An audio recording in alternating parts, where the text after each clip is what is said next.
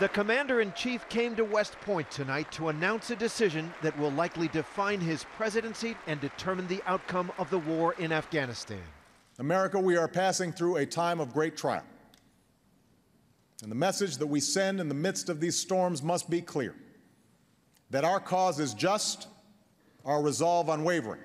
Mr. Obama looked out at the cadets, the Corps, the newest ranks of the long gray line, and spoke of the challenges and dangers ahead. As cadets, you volunteered for service during this time of danger.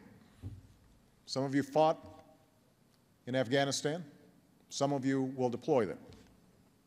As your commander-in-chief, I owe you a mission that is clearly defined and worthy of your service. And in strikingly personal terms, Mr. Obama spoke of the burdens a wartime president must bear. As president, I have signed a letter of condolence to the family of each American who gives their life in these wars. I have read the letters from the parents and spouses of those who deployed. I visited our courageous wounded warriors at Walter Reed. I've traveled to Dover to meet the flag-draped caskets of 18 Americans returning home to their final resting place. I see firsthand the terrible wages of war. If I did not think that the security of the United States and the safety of the American people were at stake in Afghanistan, I would gladly order every single one of our troops home tomorrow. So no, I do not make this decision lightly. I make this decision because I am convinced that our security is at stake in Afghanistan and Pakistan. The president's strategy boils down to this: get in and get out, big and fast. The plan hinges on a major new commitment of American forces, 30,000 new troops, bringing the total in Afghanistan to 100,000 by next spring. The 30,000 additional troops that I'm announcing tonight will deploy in the first part of 2010, the fastest possible pace, so that they can target the insurgency and secure key population centers. They'll increase our ability to train competent Afghan security forces and to partner with them so that more Afghans can get into the fight. And they will help create the conditions for the United States to transfer responsibility to the Afghans.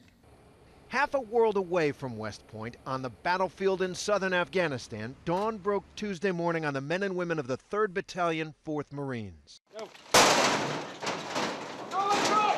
This is the tip of the spear, Helmand Province, and these Marines will be among the first to carry out one prong of the president's new strategy: counterattack, reverse the Taliban's momentum here, take back ground lost in the past couple of years.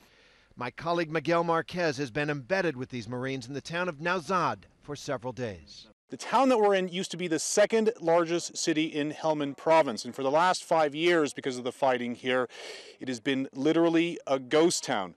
The Marines behind me, along with their Afghan counterparts, would like to return that town to the people who once lived there. It's those Afghan troops that are crucial to President Obama's strategy. The whole American effort depends on them. In his speech at West Point tonight, the president spoke directly to the Afghan people. So tonight, I want the Afghan people to understand: America seeks an end to this era of war and suffering.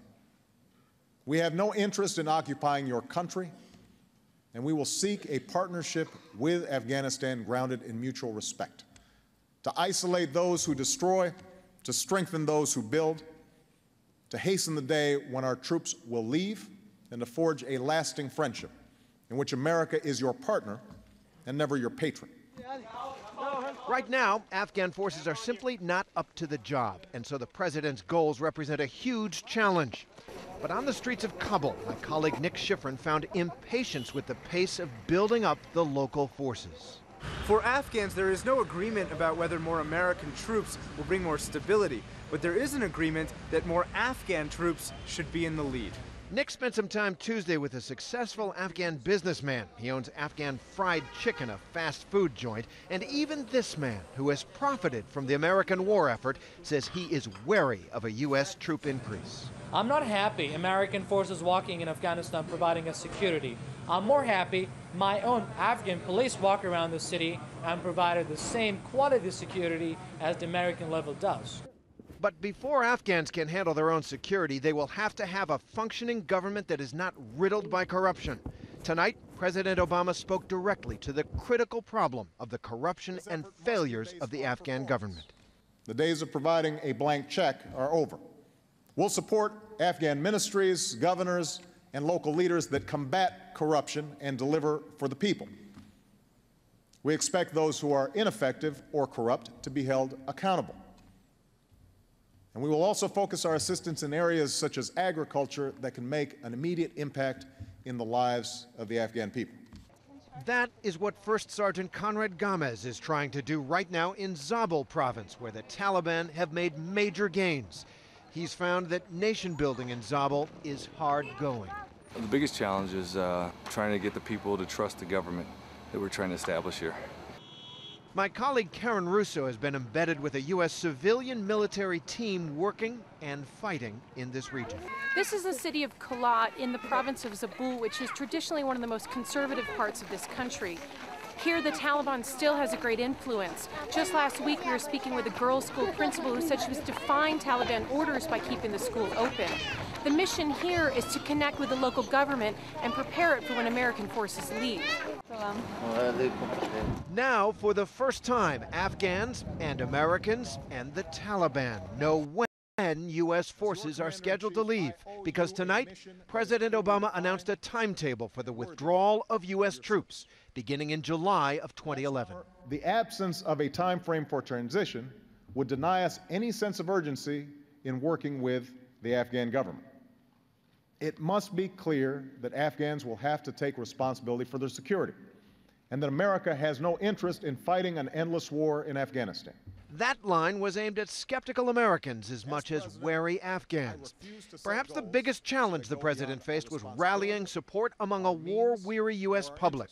There is too much at stake, he argued, including the stability of nuclear-armed Pakistan, which shares a porous and dangerous border with Afghanistan. But President Obama, as presidents do in these moments, also summoned the old truths, the old images, the old values, and harked back to the solidarity Americans felt in the days after 9/11. I refuse to accept the notion that we cannot summon that unity again. I believe